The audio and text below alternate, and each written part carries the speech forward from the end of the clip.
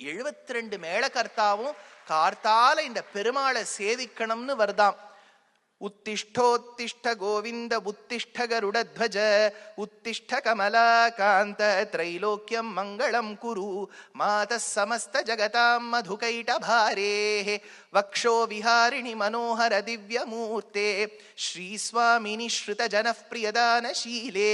ஸ்ரீவேங்கடேஷ தைதே தவ சுப்பிரபாதமரவிந்தலோச்சனே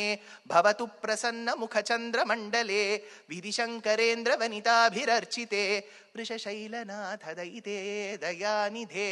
अर्त्यादि सप्त ऋषयः समुपास्य सन्ध्याम् आकाश सिन्धु कमलानि मनोहराणि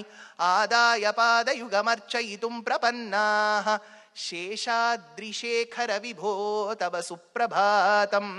येलालवङ्घगनसार सुगन्धितीर्थं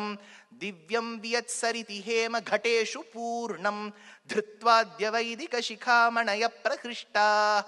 तिष्ठन्ति वेङ्कटपते तव सुप्रभातं कमलाकुचूचुक कुङ्कुमतो नियतारुणितात्तुलनीलतनु कमलायतलोचन लोकपते विजयी भव वेङ्कटशैलपते स चतुर्मुख षण्मुख पञ्चमुख प्रमुखाखिल दैवतमौलिमणे शरणागत वत्सल सारनिधे परिपालय मां वृषशैलपते ईशानां जगतोऽस्य वेङ्कटपते विष्णोः परां प्रेयसीं तत्वक्षस्थल नित्यवासरसिकां त्यक्षान्ति संवर्धिनीं पद्मालङ्कृत पाणिपल्लवयुगां पद्मासनस्थां श्रियं वात्सल्यादि गुणोज्ज्वलां भगवतीं வந்தே ஜெகன்மாதரம். இந்த திவ்ய தேசத்துக்கு நிகர் யார் உண்டு?